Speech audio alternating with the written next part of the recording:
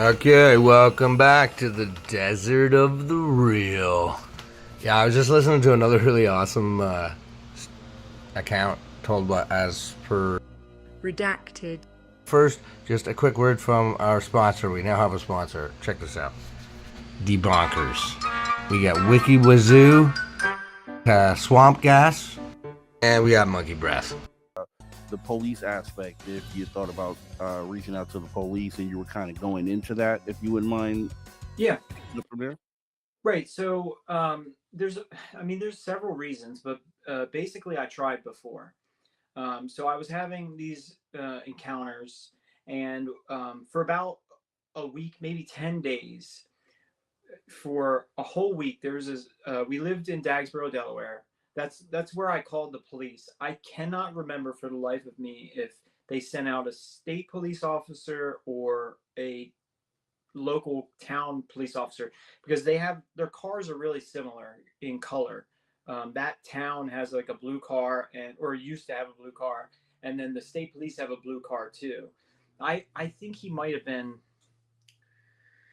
I don't know if I just can't remember if he was state or local, and I don't want to say one or the other. But anyway, so every night for like a week, maybe 10 days, there was weird stuff happening on the property right next to ours. There's a fence, and there's a property. Nobody lives there. Nobody's supposed to be there.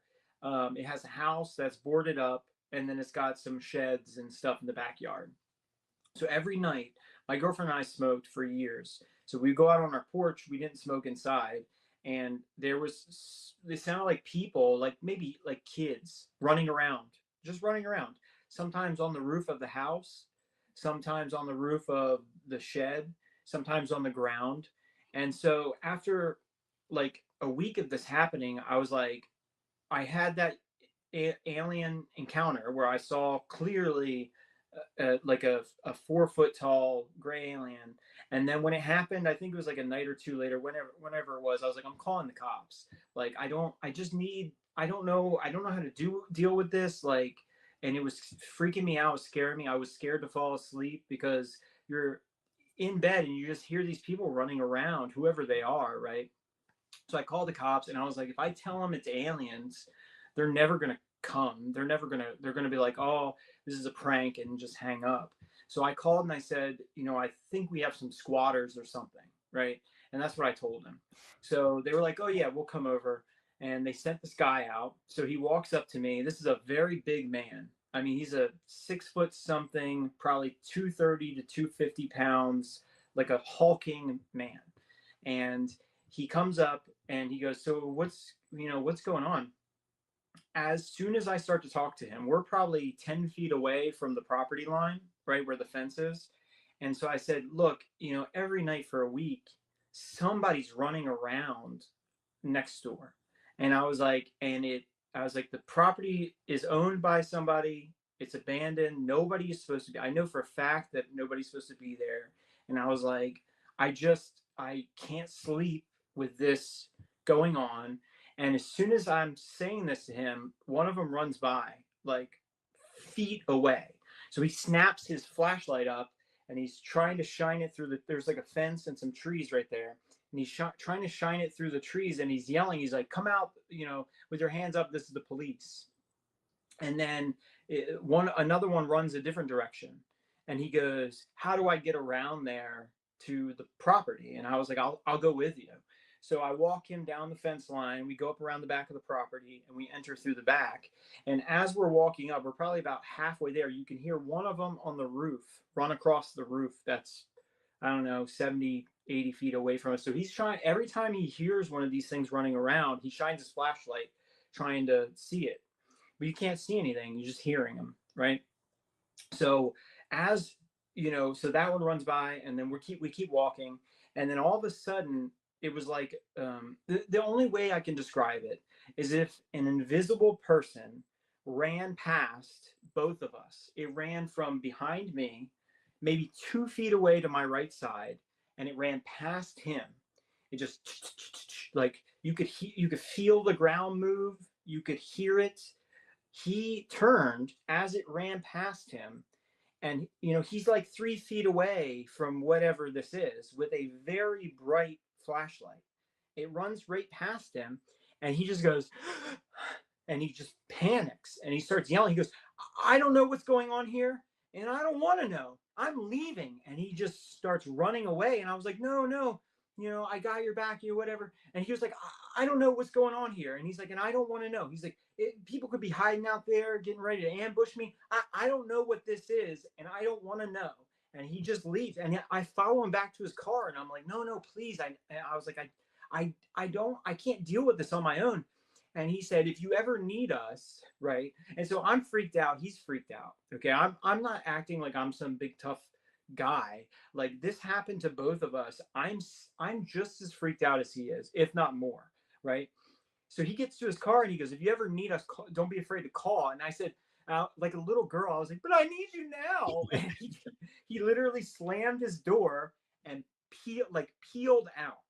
And you have to understand, this is the first time in my entire life that I've ever seen a cop like run away. Like, he ran away. Like, Yeah. whatever happened there that night. But here's something else.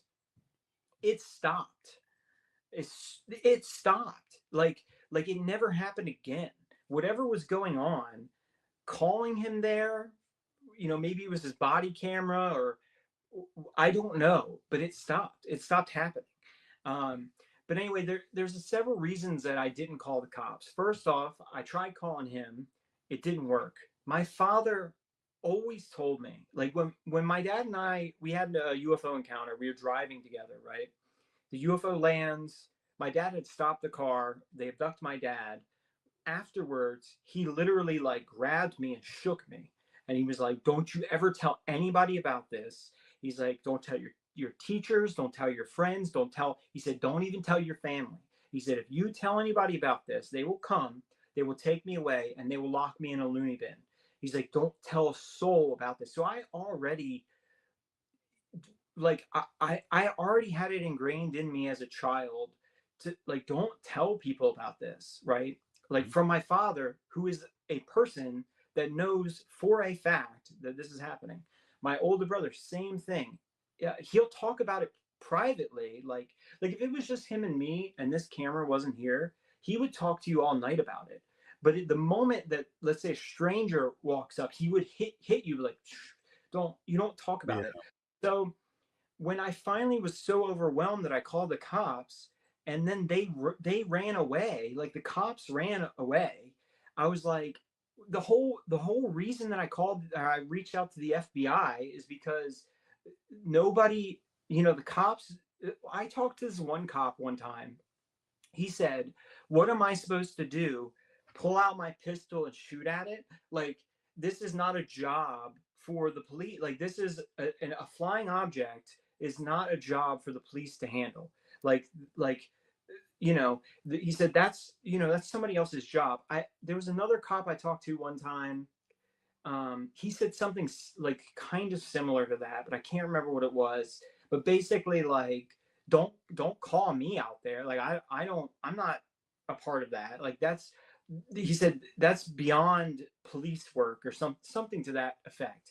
So the last reason that I didn't call the cops is because, first off, I didn't think it would take, like, okay, this is a small town in the Appalachian Mountains. If you do call the police, it's going to be a sheriff, and you call him at 1 o'clock at night.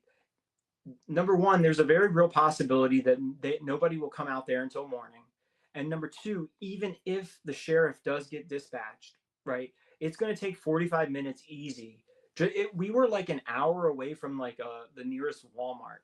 You know what I mean? So my first thought wasn't calling the police anyway, because even if I did, it's 45 minutes. They're not going to get there in time. So it was just, I think, just the culmination of everything.